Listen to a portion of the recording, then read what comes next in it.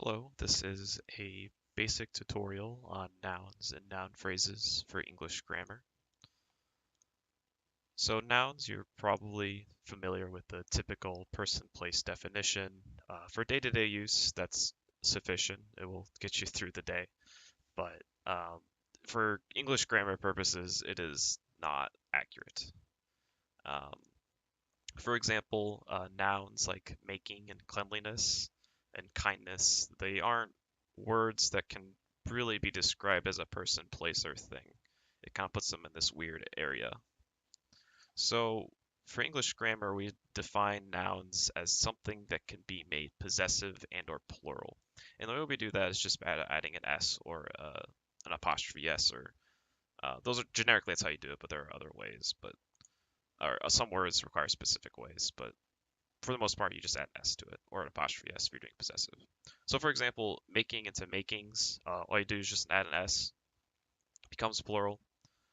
Keegan into Keegan's making can be possessive by just adding an apostrophe S.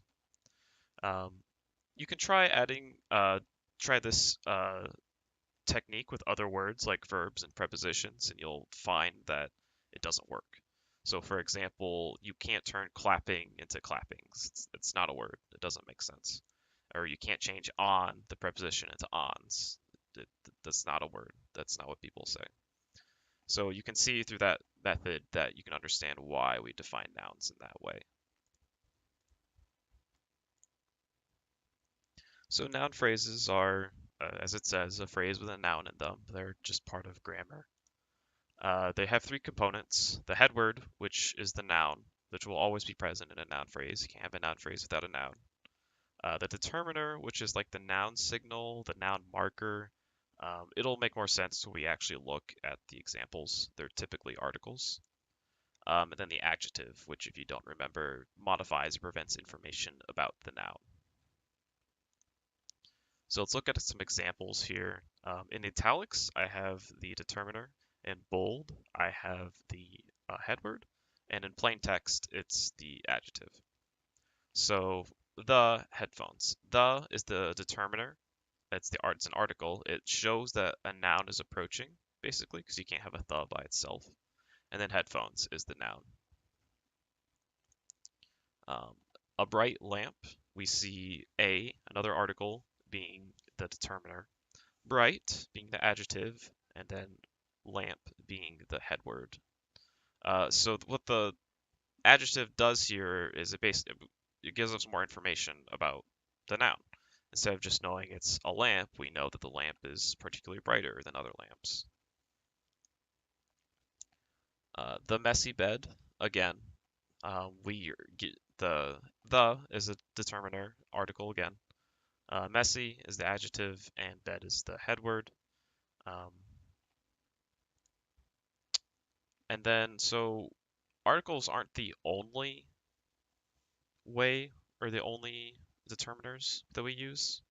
For example, nouns and pronouns that are possessive are almost always going to be determiners because they aren't left by themselves, or at least there's always an understood noun.